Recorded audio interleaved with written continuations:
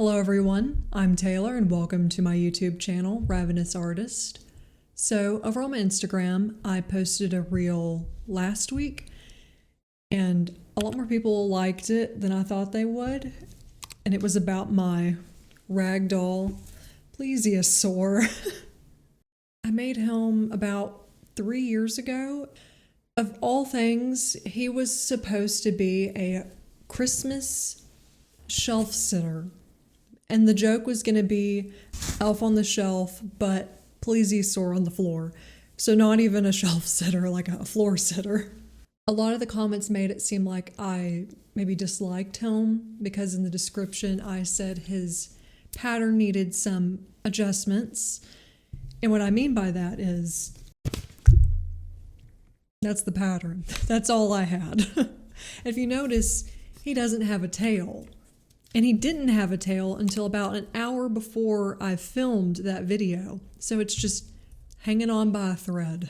I even bought the socks to make his little sweater and I just never got around to it. So maybe that's a project coming up around the holidays. Today I thought I would show you how I made the Plesiosaur along with the mini version. The night after I posted that video, so many people were requesting a pattern. So when I started working on it for fun, I was like, why don't I make a mini one? And I said he was a work in progress. People got a little mad about that too because they said he was perfect. And what I meant by that was his seams are like a can of biscuits right now. So we're going to fix that. We're going to fix the problems on the big one. Just a heads up, I've never done this before. I've never made a pattern. I've never made a tutorial like this one, so bear with me. This is just gonna be a fun project. Just use what you've got. You don't have to use the materials I have in particular. But speaking of which, we will go over what you'll need to make this, at least the bare minimum. So just have fun making it, and let's get started. So the first thing we're going to need is 2 different colors of fabric, one for the top and one for the bottom. Next, we're going to need some type of filler. I'm going to be using these polyfill beads to give it weight, but you could just use stuffing. And if you're going the bead route, you're probably going to want some type of funnel. You could just use a rolled up piece of paper. I found this in the kitchen, so if you want yours to be weighted like mine, I'm using these plastic polyfill beads, but you could just use some stuffing. You're also going to want something to transfer the pattern on over to fabric, and I've just found that these ultra clean washable markers are the easiest thing to use. They work better than the pens and pencils that I've bought for this purpose. You'll need some sewing pins, and if you plan on doing this by hand, you'll need some needles as well. You'll need some embroidery thread and then 2 buttons for eyes. This is optional, but a straw and a stick. This will make turning things inside out so much easier. And then last, you'll need some tape and some scissors, and we'll actually be using these for the next step. Here was the pattern I was showing y'all earlier. Thankfully, after digging around, I was able to find a better version of the template along with the leg. I was actually able to use this to make the full pattern. It's 3 pages. First page is the neck and leg. Second is the second half of the body. These will be taped together. And then the third page is the mini Plesiosaur. We're going to be starting off with the large Plesiosaur, so we can put the third page aside. These are available down below. The patterns are the same, but the text around it might look a little different after some adjustments. The pattern does include a 1/4 of an inch seam allowance. I'm still not comfortable with the whole seam allowance thing, so I'll be cutting directly on the line and then tracing that and then adding back the seam allowance as I'm cutting out the fabric. If you're going to sew it by hand, that's actually easier too. If you're comfortable doing seam allowances, you can go ahead and cut on this dotted line, but if you're not, or you're doing it by hand, you can cut on this solid line, and we'll go ahead and do that next. These are the 2 pieces that need to be taped together to make the full body. So when you're done, it's going to look like this. Just put some tape across the back right here. There's the tail, and then it goes into the head. And then you'll have a single leg piece. Forgive me, mine's a little bit used. So you're going to want to start transferring your pattern over to the fabric. And something important to note are these little lines that are kind of at an angle. You're going to want to trace those as well. They're going to be our guidelines for adding the legs later. So altogether, we're going to have 10 pieces. We're going to have one for the top of the body, one for the bottom, and then one for the top and bottom of all 4 legs. And if you can see here, I added those little lines. The first thing we're going to sew is the legs, so we need to start pairing up our fabrics like so. It's important to put the good sides of fabric together. So the point is the end of the fin and the squared off part is the top. At this point, we're going to start sewing. We're going to start right here and you're going to go down, but it's important that we do a back stitch and we go back up and then we go all the way around. And when you get to the end, you want to repeat that step, go up and then back down. I go back up one more time for good measure to back stitch it and keep everything in place, especially around this top, because this is where we're going to be inserting the beads. So there's going to be a lot of, tension and grabbing of that area. You don't want your seams to start ripping. Okay, so I went ahead and went all the way around. About right here and here, I back stitched. And now you just want to repeat that 4 times. If you're hand stitching this, I salute you, but it can be done because the original is in fact hand stitched, especially on that tail. Good grief. But it kind of adds to the charm of him. This is where the straw and the stick become very useful because we're going to be using them to turn these inside out. What you're going to want to do is open up the end and insert the straw all the way to the bottom. And then you're going to take your stick and slightly press on the end. Begin pushing the fabric all the way up. And just like that, it's turned inside out. And now you just need to repeat that step 3 more times.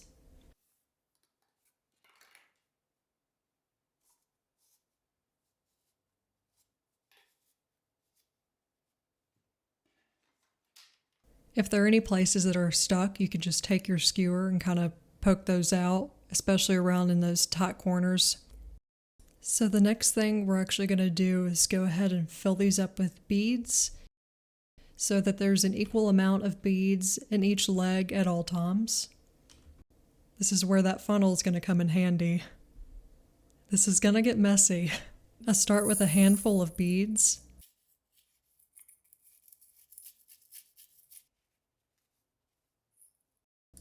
And you need to fill them up about 1 inch away from the top. And then you're going to repeat that step 3 times. Next, we are going to attach these to the body, which is a little tricky to explain. I've marked these 2 red lines here. That's going to be our opening to work with. So it's on his side, about right there. You want to go ahead and put your fabric good side to good side. And usually you want to pin stuff like this in place, but with these legs, it's going to be difficult. First of all, you want all the legs to be facing up like this. And they're going to need to be tucked inside the body while we work our way around. So to demonstrate what's going to be happening inside this piece, I'm going to take one of these legs and place it on top of these green lines in the direction that they're pointing. So like that. It's kind of at an angle. So we want it like this, but inside. So we're going to open up these 2 pieces and slide it in, about right there. And we're going to begin by sewing from this red line. We'll do a back stitch and then sew over. And once you get over here, we're going to go all the way around the neck. And then we'll stop just a little bit above here. You don't need to cut your thread. I will be doing it to help better demonstrate what I'm doing. And then I'll show you how to attach this second leg. So I started from the red line and went all the way over both these green lines, went around the head, came back down, and then stopped right before this next green line. And if you notice, this leg's kind of in the way. That's going to become a theme. So we're going to take this leg and just kind of fold it up and push it inside of the neck. It's stitched in right here, and now it folds up into the neck. We're going to take the next leg, and just to demonstrate on the outside, we want to do the same thing, match the angle. And another thing I forgot to mention was you want to push all of the beads up if you're using a machine, because you don't want them to break your needle. So we're going to do what we did earlier and just slip it inside. And since there's still a gap on this side, it'll be able to stick out and just match up those angles. So like that.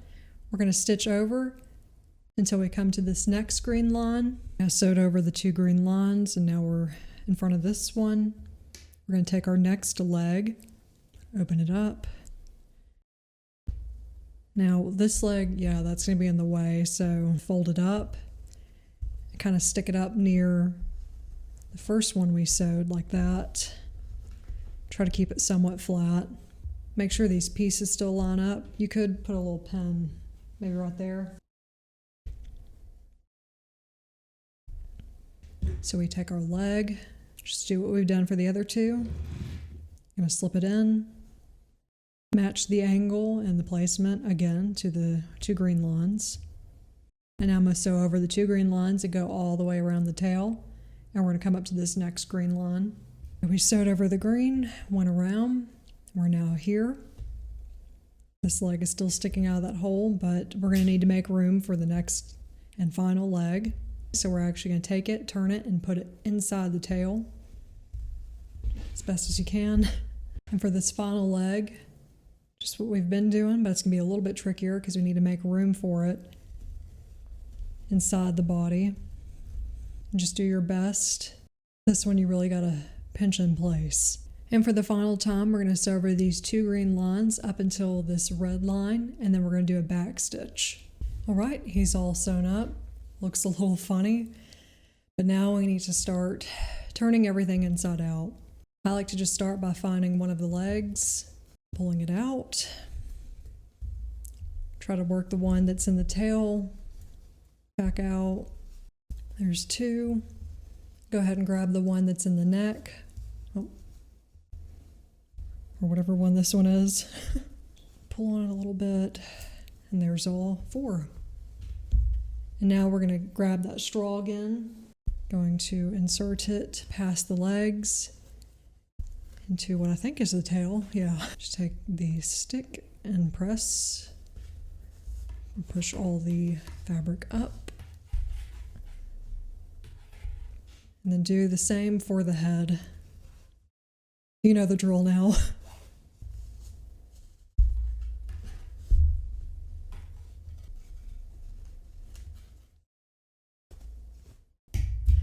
Well, that doesn't look right. There we go. And like we did with the legs, you can just use the stick to get anything that might be stuck. We're almost done. We just need to fill it up with beads now. We're going to use this little opening.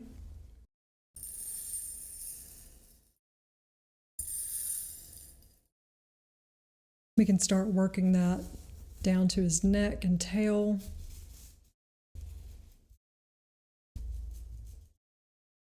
Of course, the less you put in there, the more floppy he's going to be. The amount you put in there is really up to you. I like him to be pretty floppy, but you still want enough to fill up the body when it goes into his neck and tail.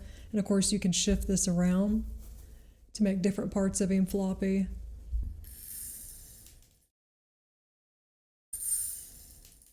You know what? I think that's pretty good. We'll move on to the next step. Stitching up this side. I'm going to try my best not to overcomplicate this. I've probably done that a lot though throughout this tutorial. I'm sorry, but I'm trying my best. So these 2 lines right here, they're going to represent these 2 folded over pieces of fabric. Like if they were laying flat like that. So these 2 pieces of fabric are represented by these 2 lines. We're going to be using something called a ladder stitch. I recommend maybe looking up a tutorial because this is going to be bad. I'll show you how to start it. This is the worst part. The very first thing you're going to do is take your needle and go underneath and then come through like so. And then I'll show you the next step. Say your needle came through right here. You're then going to go across and go into the other fabric. You're then going to travel down a little bit more and then come out. Go inside, travel down a little bit more, come out, a little bit more, and then you're going to go down all the way across. And then when you pull it tight, that's going to pinch everything together. I don't know if that makes any sense. I'm sorry. So like I said before, you're going to find the edge of that fabric, go underneath, come out. You can see where the stitch from the sewing machine was. You're just going to come up next to it. Try to match the same, line that it's going in. You're then going to go across, grab some of that fabric. Make sure not to catch this front fabric. You only want to get this inside flap, which can be kind of tricky. Okay, very tricky. Good grief. This is easier when you're not trying to film. Okay, I think I caught it. Okay. You see that? You just go through a little bit. Pull through. Go to the other side. Do the same thing. Go back to the other side. Pull it. And it's already looking pretty good. Back again. Just kind of pull it tight as you go. Nearly done. Looks pretty good. Can barely see it. So we're just going to pull it out. Take your needle and just twist the thread around it. You're going to point it back down and go near where your last stitch was. I'm going to push it through. And we're just going to come out maybe over here under the arm. And twisting it is actually going to tie it off over here. So it's tied down here. If you pull it kind of tight, you can trim it really close under the arm. And then when you pull it, that thread's just going to be inside the body so you don't see it. Looks pretty good. Not too bad. There it is. And now we need to do the eyes, which is going to be fun to try to describe. I'm going to try not to overcomplicate this. You're going to push some beans up into the head and hold it firm there so it's stiff. And right above your bottom piece of fabric, wherever you want the eye, okay, take it straight through like that. You'll take one of your buttons and slide it on one of the holes. That will become the bottom of the eye like that. So pull it through. And on the other side, you're going to have your knot. I'm just going to go ahead and trim that. So whatever hole you came through, you're going to want to go to the one that's across from it. And we're just going to go right above where that thread came through and go back across. I'm going to come out kind of near where that knot is.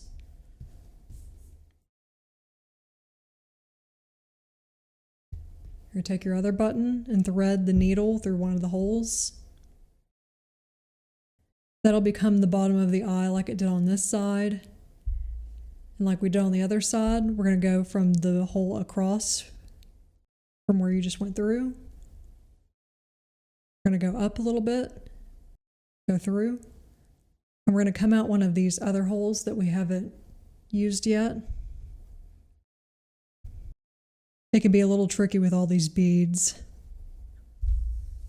Pull it through, and then we're going to find that last hole that we haven't gone through yet, and then go back under. Find a hole you haven't used on the other side, go through, and then there's one hole we haven't used yet, and you're going to go through one last time. And this time I'm just going to come out underneath the other button gonna go ahead and trim that. We're gonna take those two pieces and tie a knot, kind of hiding it underneath the button. There's probably a better way to do this. This is just how I've been doing it. And I'm gonna double knot it just to be safe. Trim it pretty close and be sure not to cut anything important. Made those a little tight. Oh no, that eye is a little crooked. I might go back and redo that a little bit, but that's how it works. I just did it in the wrong spot. That's how it's supposed to look. Still looks pretty funny, but that's a bit better. Yeah, those are the eyes. Now that we've made the big one, it's time for the small one. You'll need page 3, and like earlier, you can either cut on the dashed or solid line. This time you're only going to need 2 pieces of fabric. I was a bit generous with the seam allowance because I'm afraid my machine might tear this up, but we'll trim that off later. Like last time, I just made 2 little red lines for the opening. We're going to start here, go up to the arm, back stitch, and then this time you can just go all the way around. And then when you get to this part, we'll just do another back stitch. And then when you get to this side, just do another back stitch. My machine started acting up, so I kind of had to hand stitch it around this. Now that we've sewn all the way around and trimmed off the excess seam allowance, one more important thing to do, especially on this little one, is just kind of trim a little bit into these corners, because when you do that, it allows his legs to move a little bit more. So just each one of those. Now you could be a little bit more thorough with this and cut little notches around all the edges, but we're kind of pressed on time here. So next we're going to start turning him inside out. I did find a smaller straw. You'll definitely want to use the straw trick for this one. I promise this is possible, but this is the 3rd time I've tried to do it. These were too small. I did some adjustments to the pattern, and then this one messed up because I did it by hand. Little behind the scenes fun fact, it is 4 a.m. and I need to post this video tomorrow. So pretty much where you would go from here is just find that opening. You would add eyes. I can show you how to do that. So to make the eyes on the little ones, you actually need to do it before you fill them. So you go in from the side and gently and carefully work your way up to the neck. Trying not to catch anything. You're going to come out where you want the eye to be, about right there. Pull it all the way through. And we're going to do that same trick we did earlier where we wrap the thread around the needle. We'll do it twice. And then go back through. Work your way down the neck again. Come out the side. Pull.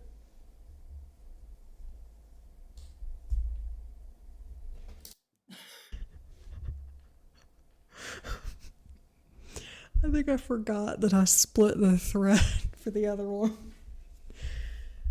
So yet again, another fail. I'm so tired.